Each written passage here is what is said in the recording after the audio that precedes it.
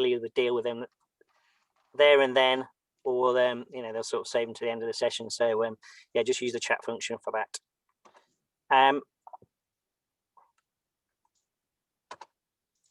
Oh, my slides are not advancing. There we go.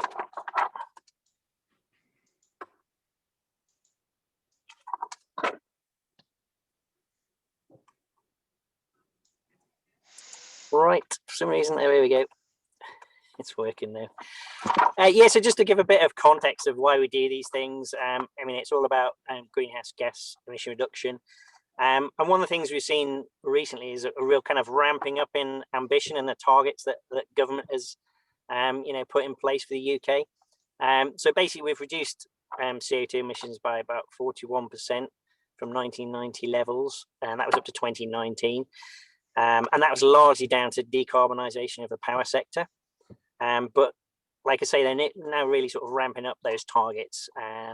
And basically, they've recently announced a desire to reduce by 78% by 2035. So this coincides with the UK hosting the climate change talks in November.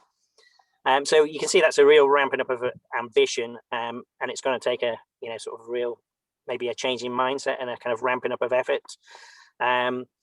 So I think we're sort of, maybe organizations and individuals are all going to perhaps have to go from kind of doing a bit, like most organizations have done something to reduce their CO2 emissions, but not a sort of drastic change, a step change. It's more of a, we'll put some LED lighting or get a new boiler or that kind of thing. So basically nibbling at the edges, if you like.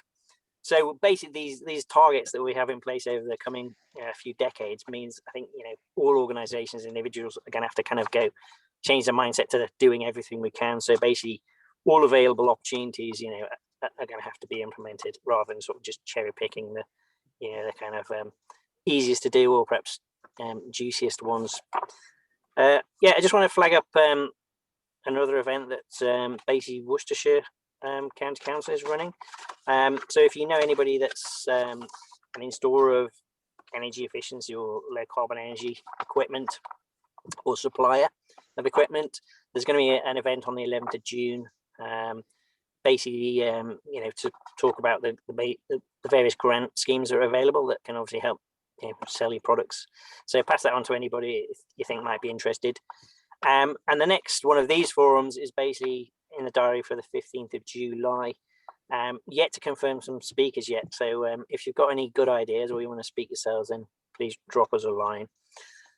So our agenda today, basically we've got Dave Horton from Real Energy Management, who's going to deliver our key content, and he's basically going to talk for about half an hour, really looking at what you can do to sort of manage your energy costs, and then I'll go through a bit on some of the projects that have been grant funded by the Business Energy Efficiency Programme, and then we should have some plenty of time for questions.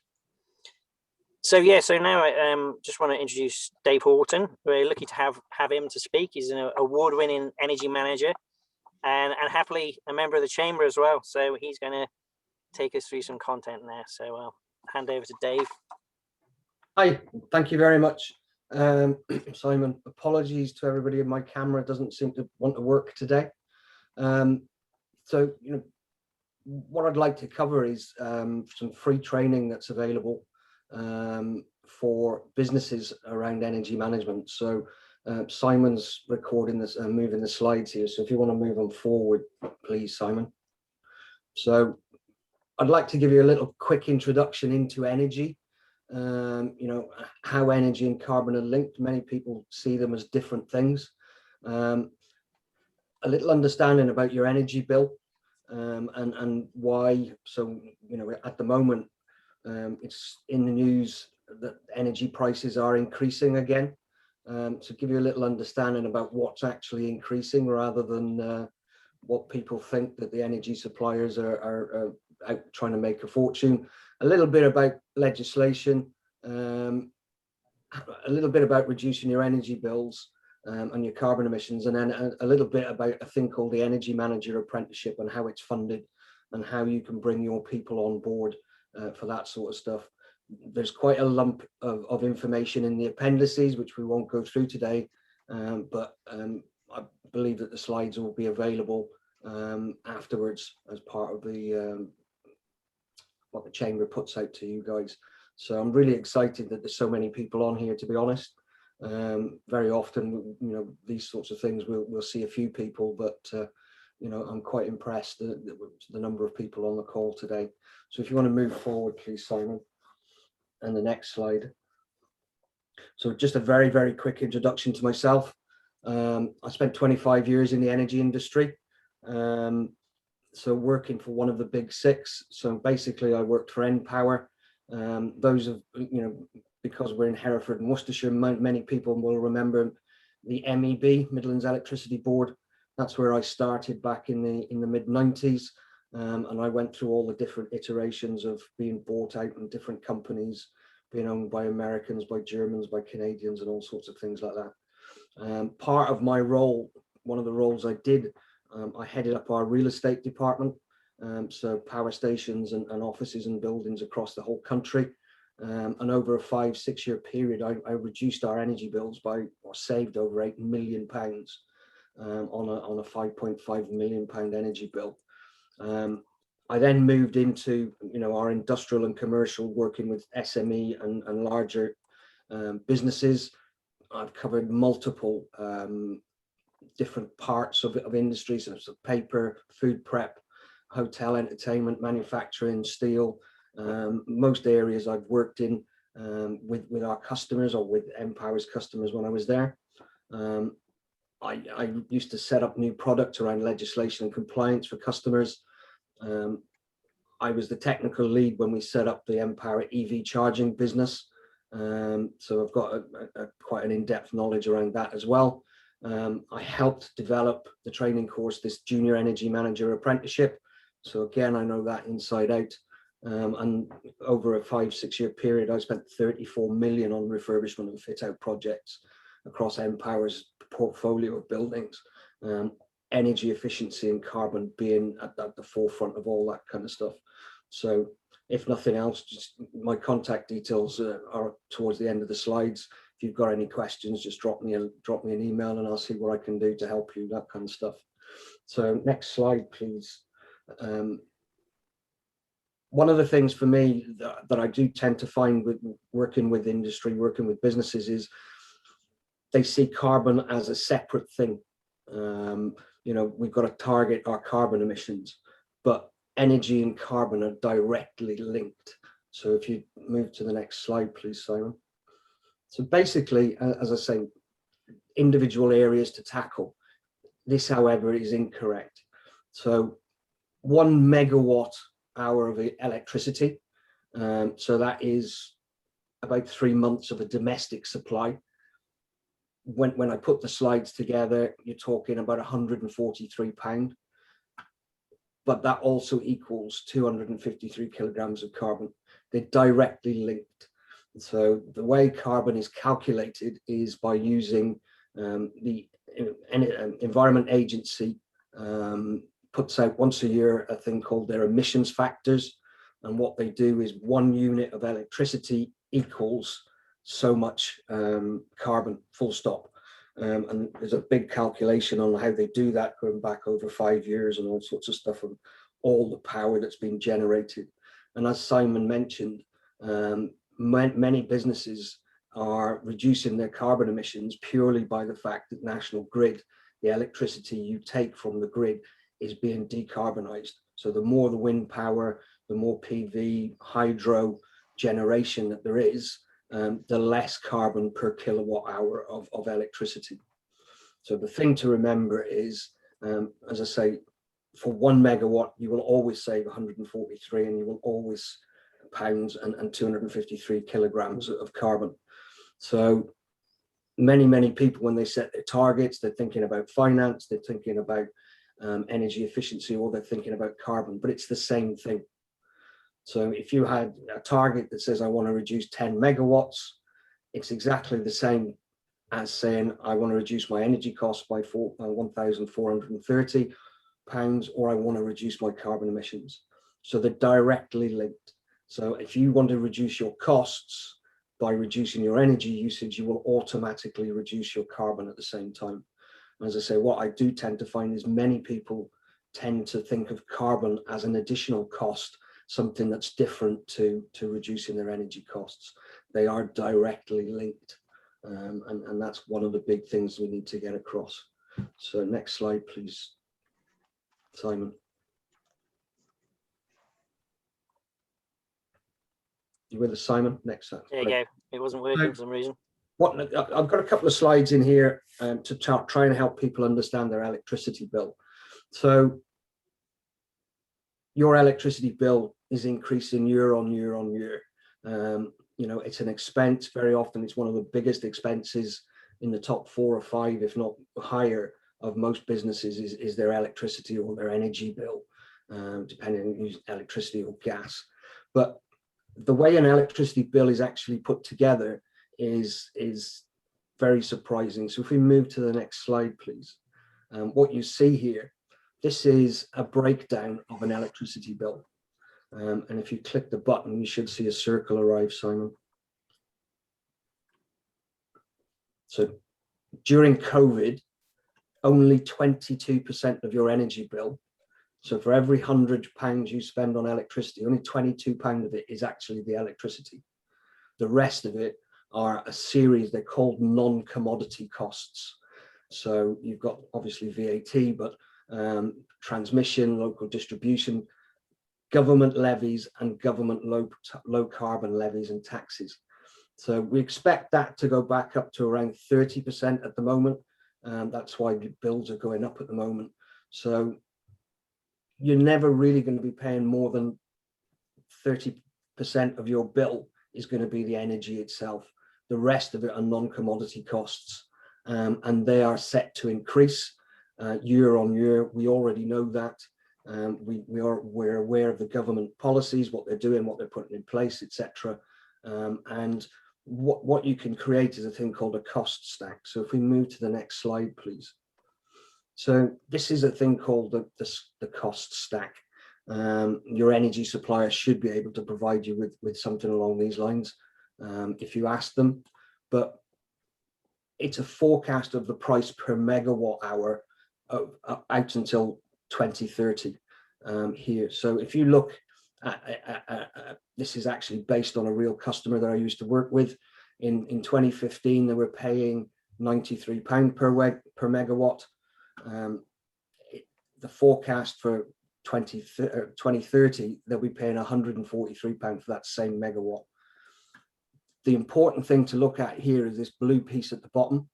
This is actually the price of the energy, the electricity itself on the wholesale market.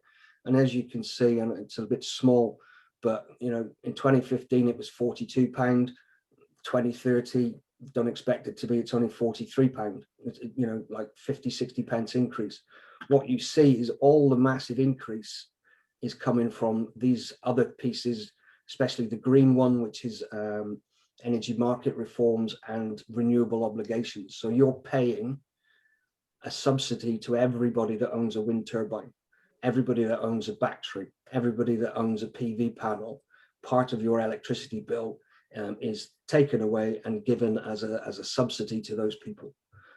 So no matter what you do, if you keep your electricity bill usage, if you keep the amount you use to exactly the same amount for the next 10 years, your bill is still going to increase by 40 to 50%. And there's nothing you can do about that. And this is why it's really, really important to be looking at energy reduction, reducing your usage and that kind of stuff. So some of the other bits in here, the charges, you've got, as I say, the energy market reform, green charges, so these renewable obligations. You know, and if somebody wants to contact me, I can give you a bit more detail on this. It's things like the feed-in tariff, which is a subsidy people who put PV on their roof and that kind of stuff many years ago were getting. Transmission charges, so this is paying for national grid, moving electricity from the power station, wind turbine farms to your premises, and the distribution charge is actually the local distribution network operator. So it used to be MEB around here. I think it's Scottish Power now that do within Worcestershire. So again, you know, it's really, really important. Your bills are going to go up even if your electricity usage doesn't go up. So you need to be thinking now about cutting your energy use however you can. As I say, your energy supplier should be able to give you a copy of your cost stack if you ask them, your account manager or whoever it is. So next slide, please. Little teeny bit about carbon legislation. So if you flick to the next one, at the moment there are various different bits. I'm sure some of you will know what you have to comply with. SECRA is a piece of software for larger businesses with over 250 staff, 36 million pound turnover, etc. ESOS, that has to be done annually. ESOS is a 5-yearly piece of legislation that people have to comply with. Again, there's a set of requirements that you need to comply with. And if you fall in those boxes, you need to do it. Air conditioning audits, TM44. Again, if you've got some cooling involved, you have to do a report every 5 years, bring in an external auditor.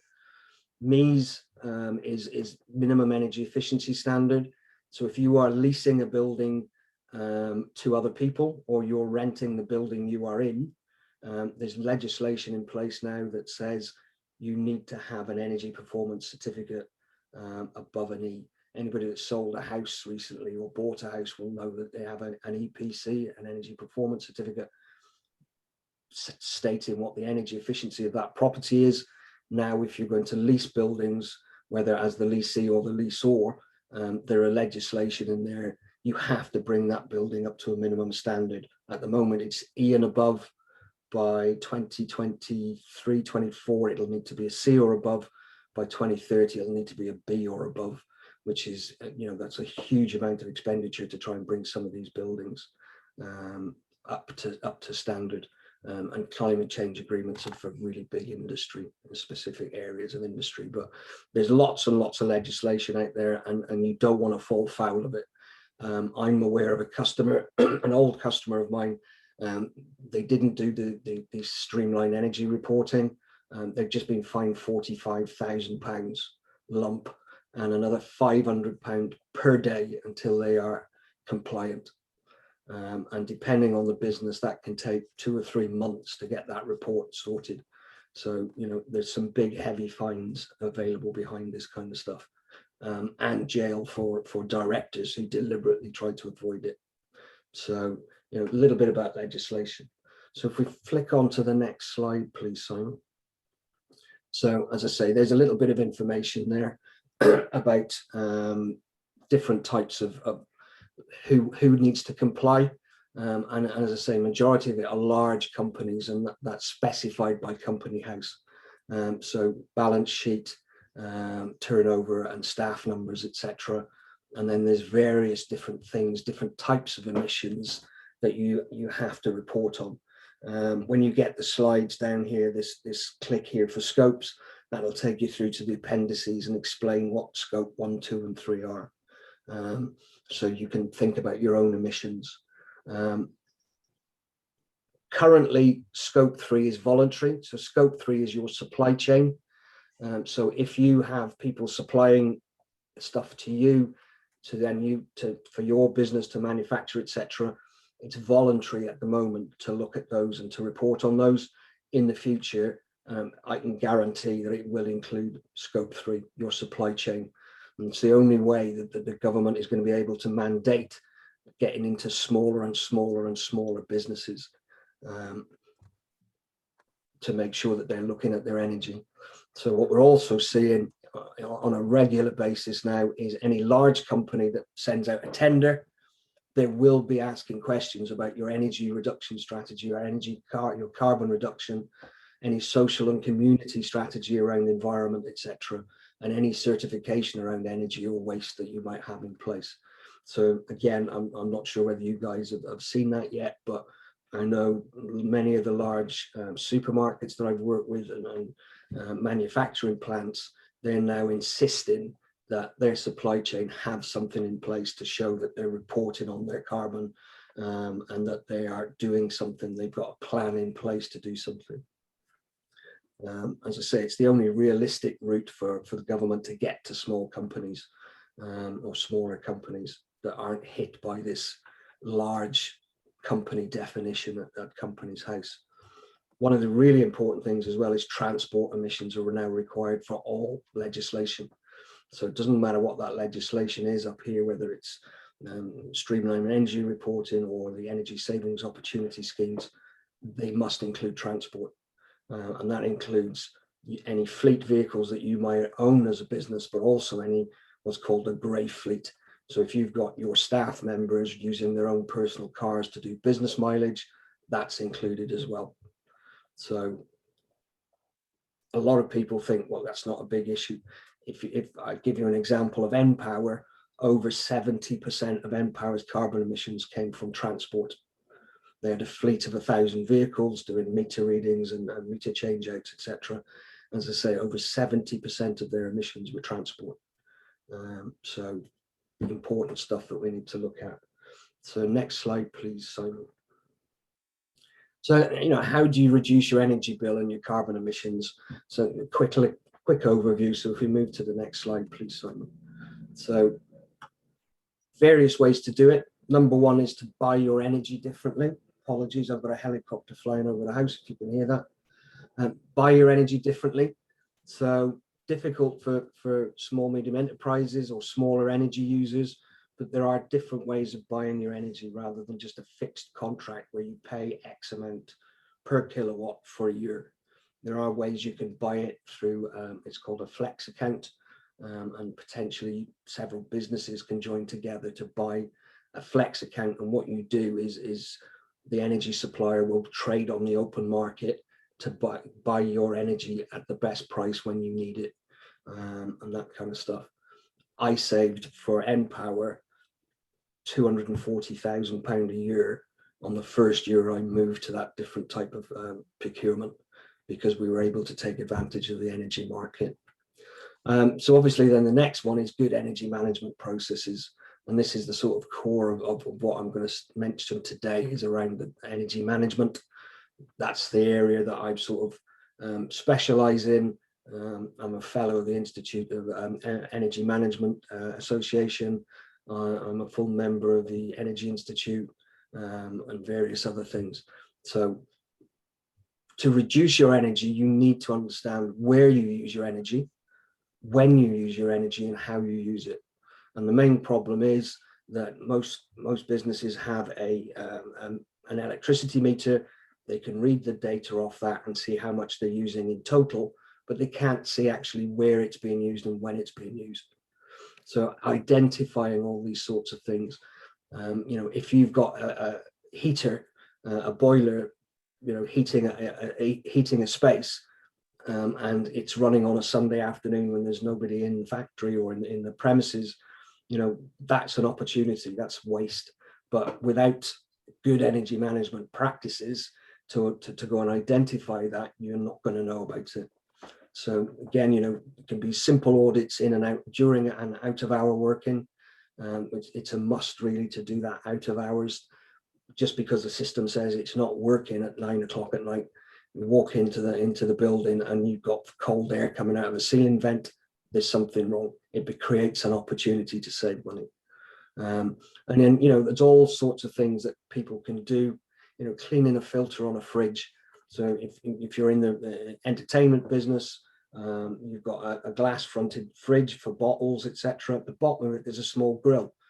If you clean that on a regular basis, it'll reduce the energy consumption of that fridge by up to 15 to 20% a year, which, I know it's a small fridge, but if you've got multiples and you start adding all these things together, turning heating and cooling, ventilation, lighting off when leaving work, training staff, this is really important, on efficient use of equipment.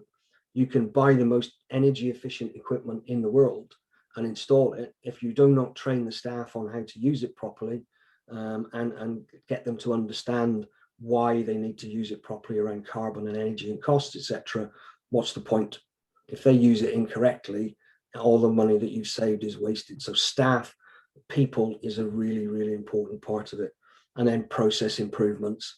You know, very often it used to be, back in my day, we were talking about time and motion studies. What we're looking at here is process improvements. If you've got something that goes from A to B, and the various steps in between, is to make that as efficient and simple as possible.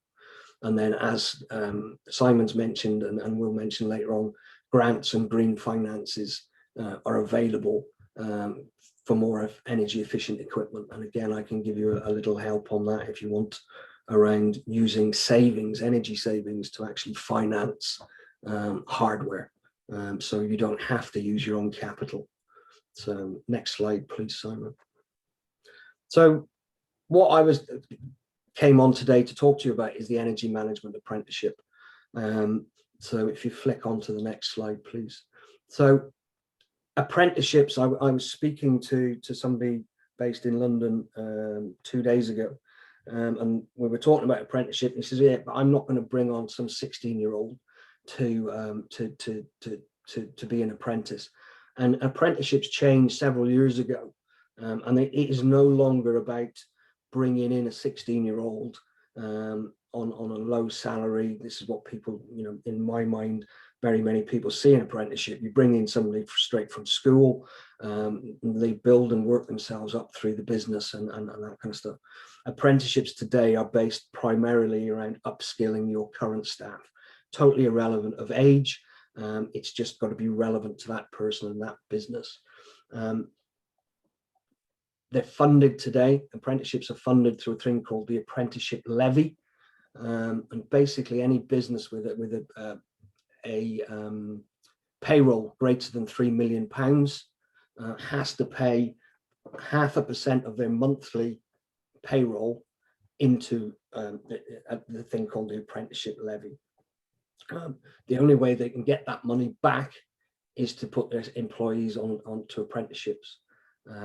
Any contributions, any of these levy payments that aren't used within 2 years are lost and moved to a government administered pot, which is where, down the bottom here, for smaller companies that don't have that £3 million payroll, not paying into the apprenticeship, that spare money that's been lost is used and allocated by the government.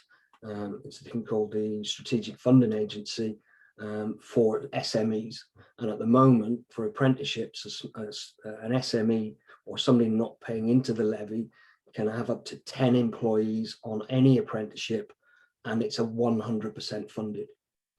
So basically, you know, working with you guys, if you wanted somebody within your business who's working with energy, it could be a facilities manager, it could be a finance person, it could be an energy champion, whatever it is, they can get upskilled and qualifications in energy management and work directly inside your business to start putting in place, if they're not there already, the process around good, clear energy management, identifying opportunities, and then implementing plans to reduce energy usage, which again automatically reduces your costs and then automatically reduces your carbon emissions. So next slide, please. The Junior Energy Manager Apprenticeship is the main apprenticeship I work with. There's a company called Group Horizon up in the northeast, just outside Newcastle. They're an approved apprenticeship provider. They do all the paperwork, they do all the funding and drawing down the funding, etc. All I do is deliver the training courses to them. So, you know, I'm not here to sell the apprenticeship.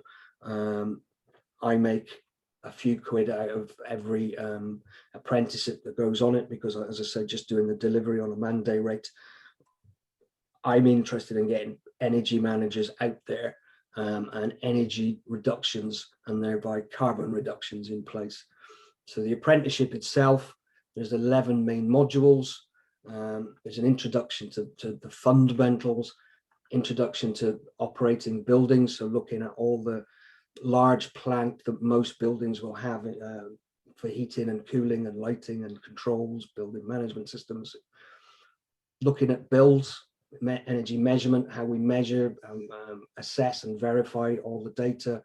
Behavioral change, as I say, it's really, really important to take your people into consideration and to use their knowledge, use their skills, etc. Compliance, creating strategies, policies and action plans. We also cover waste management, transport management, and the carbon involved in that, water management, and then we also have energy and services procurement is in there, and carbon within IT, and how we identify, sample, model, the IT departments and things like that. There's a couple of additional modules that I've created that are added into, and they're not required by the apprenticeship standard, but one is auditing energy and water, and the other one is an introduction to energy and carbon and renewable energy, and that's all included in the apprenticeship. And as I say, if you pay into the levy, you can draw down immediately. If you don't pay into the levy, you can up to 10 employees, and you wouldn't want 10 people on the energy manager's apprenticeship. So it's a lot wider than that. You can look at any apprenticeship and you can get 10 members of your staff 100% funded to undertake apprenticeships which are relevant to you and your business.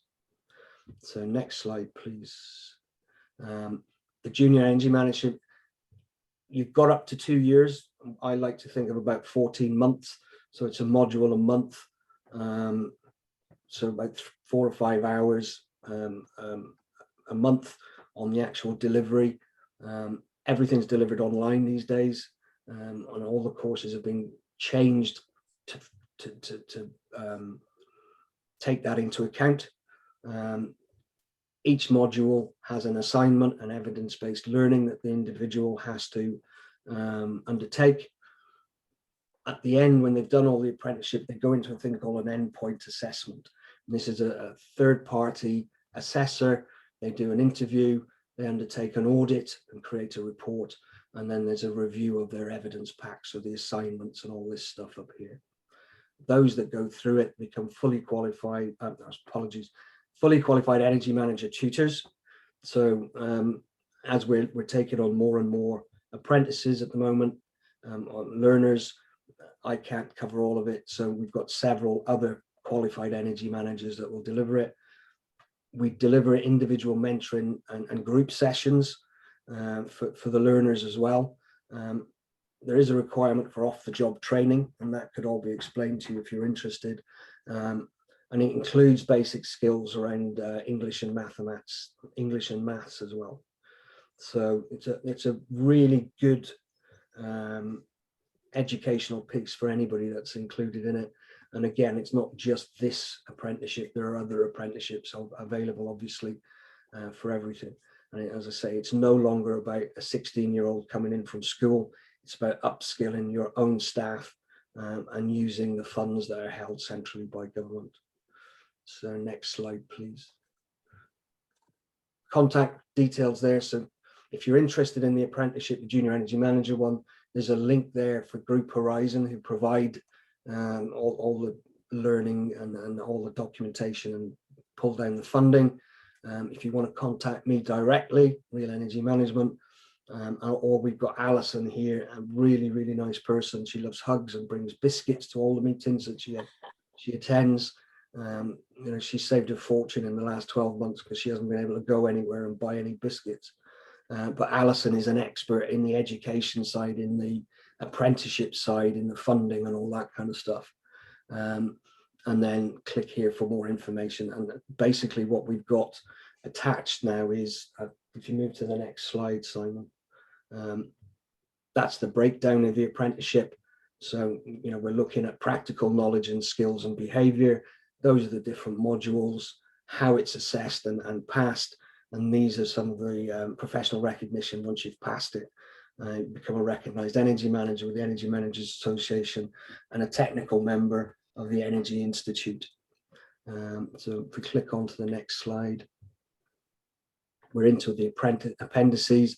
I'm not going to go through those today, but it breaks down in more detail how the apprenticeship works, how the funding works, off-the-job training, commitment from the people that join apprenticeships, and a little bit more about the apprenticeship itself. So as I say, they're all in there, and they'll probably be Friday by the end of the day. or when the chamber get these out and about. So that's me. Hopefully I'm not being too fitted into the time available. As I say, any questions or whatever we do towards the end, I'll be remaining on the call. So thank you very much, and I'll just put myself on mute for the time being. Thanks, Dave. That's really good. So I'll skip through my bit and we can get to questions. Basically, I just wanted to give you a bit of an idea of some of the projects that the Business Energy Efficiency Program that we're involved in, the grants that funded projects, because it's not just your kind of typical energy efficiency projects. It can be a lot wider than that. And basically it's there to support SMEs, so you've got to be less than 250 employees to potentially qualify for these, but it's grants of up to 40% and up to £20,000 for projects as well. Slightly flexible, we can go a little bit bigger for that if there's bigger projects. But yeah, just wanted to talk through a few examples. I've anonymized the companies, but these are all grants that have been awarded. It just makes getting permission to share data a lot easier by anonymizing it. So this is one of more of your classic energy efficiency type project. It's an office with a warehouse, basically replacing their old fluorescent tube type lighting with LED alternatives, but also particularly in a warehouse incorporating movement sensors. Because of several aisles, there's only one forklift, so it can only be in one aisle at one time. So for a lot of the time, a significant proportion of the building doesn't need to be illuminated, so those sensors can really maximize those savings. So they're £17,500 project and a 7k grant, quite a substantial CO2 saving, but yeah, quite short payback with a grant, sort of down to 3 years. So definitely worth kind of looking at. This one is an office. He was actually a landlord as well, so it's his own office, but he rents the rest of the space out.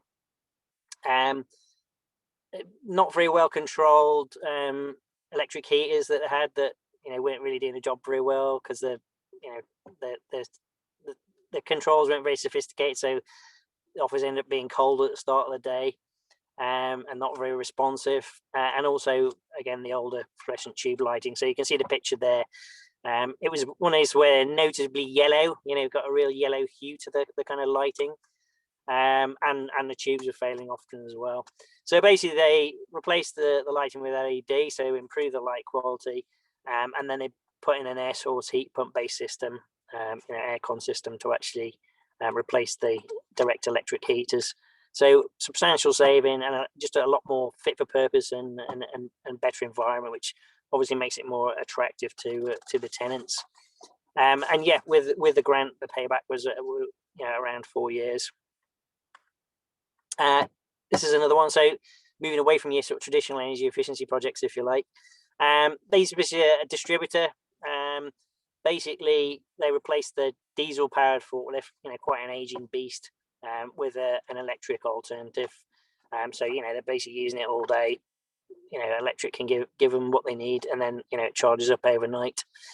One of the big wins here is the sort of the pollution, the localized pollution, because obviously an old diesel engine's kicking out loads of horrible particulates, as well as the CO2. So that's not good for the health of the staff. When you're sort of driving in and out of a warehouse, even though you've got the big door open, it's not great. So a big win, a good energy and carbon saving, but also a better environment for the staff. And basically because they're using it all day, it's expected to pay back with under 5 years with the grant, and a substantial CO2 saving. This next one was basically an automotive sort of repair reconditioning type shop, but basically they were sending out parts to be machined elsewhere, and basically twice a week. So they were doing a run twice a week with the van. I can't remember how far they were going, but they were delivering and picking up parts twice a week. So basically they got a grant to purchase a lathe to actually do that work in house. So the saving was all about, because they're actually going to use more energy in house because they've got an extra lathe, but the saving is basically the transport, so not the diesel that you use in the van twice a week, but also a massive saving in terms of worked out over 75 hours of staff time, that it could do something more useful than driving to and fro, picking up parts, and only a kind of modest saving, but it's enough to get them a grant of £1,600. So well worthwhile. So this is, in a way, this is more of a productivity and a bringing value added into the business kind of project rather than an energy saving project. But because there was a carbon saving attached, then the BEAT program was able to fund it. This next one was basically a food and drink manufacturer. So the grant was basically for them to go from basically a self-adhesive label. So you've got like a backing paper. Well, it's paper, but it's actually plastic, a backing plastic. So you can eliminate that by having paper labels that are glued on effectively. So just have a tiny little blob of glue to stick them on. So you eliminate all that sort of plastic backing paper, which was basically a non-recyclable product. So effectively, sort of going to landfill. So that was the saving, sort of a fair tonnage of plastic, and then the associated CO2 impact of that by basically avoiding having to manufacture new plastic. But for them as a business, the big gain was was a productivity gain, because this machine was a lot faster than the older machine. So again, this is just to give you an idea of, it could be something to improve the business, but there's a carbon saving somewhere, maybe not directly, but it could be in the supply chain, it could be in disposal of the product, and potentially BEAT can fund those projects. And this last one is basically just a solar PV project. This is really just to give you an idea of the kind of sort of payback times that you might get. So this was basically a 30 kilowatt scheme, 25k project, and they got a £10,000 grant. Basically a 7 tons CO2 saving per year, but the payback with the grant basically drops it to about 4 years. So it from being a sort of 7 or 8 year payback, dropping it to 4 years can make a big difference in the the business case to do that. And that device should then produce clean energy for 20 plus years. And this was basically a Monday to Friday type company. So if you were a company using a 7-day electricity demand, then your payback would be even further reduced, because basically the big value is in using the energy on site, because you're avoiding grid electricity that might be 16 pence a kilowatt hour, whereas if you export the energy generated, you might get up to 5 pence a kilowatt hour. So that's just to give you a bit of a flavour. So now we can sort of take some questions. I'll stop sharing my screen so we can see everybody. Is there any questions in the chat box? We have a quick look over, because I wasn't able to see that while I was sharing my screen. No questions in the chat. Has anybody got any questions? No, come on, somebody must have a question. And there's a question: how do you work out the CO measurements? So I assume they mean carbon dioxide measurements. So the way you calculate carbon is based on Environment Agency emissions factors. If somebody drops me an email, I can give you a link to that. Basically, what the Environment Agency does, they look back over the last 5 years of generation across the UK, and they know how much carbon's been released from coal or gas, or obviously not from wind, and how much hydro generation there is, and they take a 5-year average, and then every year you drop the 5th year and move on. So at the moment, you're using June 2020 data, and 1 kilowatt hour of electricity, or 1 kilowatt hour of gas, or one liter of petrol or 1 liter of diesel, they give you an emissions factor. So for 1 kilowatt of electricity at the moment, it's about 0.23 kilograms for every kilowatt hour. So if you can total up the amount of energy you use, electricity or gas, kilowatt hours in gas or cubic meters, whatever it is you're reporting on, you just multiply it by that emissions factor, and that gives you your carbon emissions. As I say, they cover all fuels, electric vehicles. So everybody, I'm buying an electric vehicle, so therefore I've got no emissions. Unfortunately, you're wrong. There are carbon emissions associated with charging all electric vehicles. So all those emissions factors are in there, and they've got pages and pages of stuff there that you can work out from there. Hopefully that covers what you were looking for. I've got a question for you, Dave. Yeah, there's a couple of public sector people logged into the call. Yep. How would they access the the kind of junior energy management type thing? Assuming apprenticeship's not open to them, is it? Or yes, it's open to anybody. I've got included in that. I've got 60 odd learners on at the moment. We've got NHS trusts. We've got quite a few local authorities. It's exactly the same for public bodies as it is for private businesses. Most local authorities, obviously, an NHS trust will be paying into the apprenticeship levy. So, you just approach your education, your learning development people, and Group Horizon can do that for you or with you, to find out what spare funding they've got or how much of the levy they're using, and then just link you up and use your levy payments. So yeah, apprenticeships are open to anybody, public, private, as I say, large or small. The difference being, as I say, if you don't pay into the levy, you're restricted to 10 people fully funded. If you wanted more than 10 people, then you're normally 95% funded. So for instance, the energy managers apprenticeship, there's £9,000 a year funding associated to it. So if you wanted that 11th person, you'd have to find £450 for their training, which again is just, when you think about it, it's insane for the amount of information and experience they will get for 450 quid. It's yeah. It looks like there's a couple on the chat for you, Dave. First one about as a environmental management rather than an apprenticeship. There are various different ones, yeah. Again, Alison from Group Horizon would be the best person to ask about that. There are loads of different funded training around environment. So yeah, we can ask. I can ask Alison.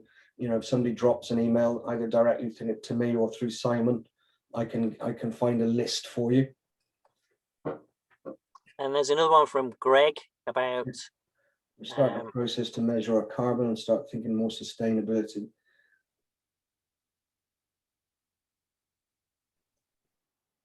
Yeah, the apprenticeship, if you're looking at your carbon footprint, sustainability as a business, that's what the energy manager is there to do. But as I say, most energy managers don't look just at electricity. They look at obviously water, waste management, transport management, and that's all included in the apprenticeship. The first thing we do with the apprenticeship, the first module, we start talking about business legal structure, operational structure, how you bring together that carbon footprint, where you get the data from, the sorts of things that you're looking at, benchmarking between, if you've got several production lines or if you've got several premises, how you can benchmark those against each other, creating opportunities. Again, if you've got two production lines doing the same thing and one's using twice as much power as the other one, there's a massive opportunity there, obviously, to look at savings. And you might be able to do things like identify old pumps or old drives on that production line, and immediately that feeds into the grants, where you can buy things like variable speed drives or variable speed pumps, which are a lot more energy efficient, reduce your energy usage, and obviously reduce your carbon emissions straight away. The apprenticeship is a level 3, which is the equivalent of an A level. An experienced ops manager, site manager, they would find it valuable. Some of it, we're talking about creating business cases, return on investments. So an experienced ops manager, site manager might find bits of that a little bit something. I'm teaching them to suck eggs, but again, we can customize the training for individuals. If there's a module where they feel that they don't need to come into that module for 4 or 5 hours or 3 or 4 hours, whatever it is on the day of training, not a problem. not a problem. We do a skills-based analysis at the very beginning to understand people's knowledge and understanding, and we deliver it per individual, basically. Could you send us the apprenticeship application information? So on the slides there, just drop me an email, or drop Alison or both of us an email, and we'll provide that stuff for you. But as I say, with Simon, the slides I provided, there's as much appendices in there as there was the actual slides I presented. So there's a lot of information in there about the apprenticeship and how you do that. Excellent. Anybody else got any questions? Anyone I want to pipe up? Let's have a look on the screen. Can't see any hands there was up. a quick one in the Yep. chat that I think we've missed from Richard. Let me just find it. He said, how long will the BEEP scheme be running for? Oh, right. So basically it's until March of next year. I don't know whether Christopher Atkins, who manages the program, wants to say anything further. Dear Chris? I think you summed up there. So we've currently got funding until March 22. Hoping to get further funding until June 23, but the current funding is March 22. But yes, keen to support any business looking to make energy efficiency measures. That's an SME and sort of meets the eligibility criteria.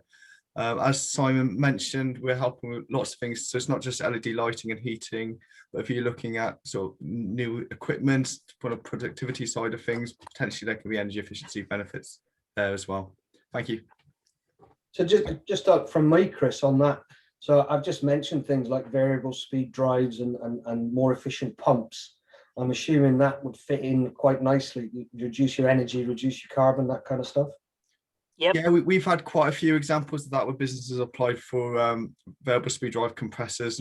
Most manufacturing companies have them, and yeah, a variable speed drive is a great way, and that's something Simon will hopefully identify when he's going out and visiting businesses and putting together that business case, so businesses know how much things cost and the carbon they're going to save, and sort of can take that forward with us for a grant application. We've also funded quite a few production equipment replacements, so particularly injection molding machines where, you know, they've got maybe a machine that's 20 or 30 years old, and they basically, the transition to a modern machine can sometimes halve the energy consumption. So, you know, I mean, those machines are, you know, 120k plus cost, so you know 20k is not necessarily a massive contribution, but it's still, you know, it all helps, and it's basically investing in new equipment that's going to be a lot more productive and reliable, you know, because that's another issue that you know, companies have with older machines. You know, they've had them for going for a few decades, and they're starting to, you know, break down more often. So yeah, that's another thing that can potentially have a funding contribution. So there's one there about Alison's email. It's actually on the slides. Again, my email and Alison's are on the slides that I've done there. So you should be able to get it from there. If not, drop me a bell or come through Simon, and I can provide those details for you. Right. So any other less quick questions, or we'll bring it to a close? No, anybody? Right. Well, I'd just like to say thanks to everybody for attending, and thanks to Dave for participating. You know, really good session. And watch the space for the next one when we confirm what that's going to be. But it should be on the 15th of July. Thanks very much, and thank you, everybody. Enjoy the rest of your day. Opportunity, Simon. Cheerio. Thank you. Bye bye.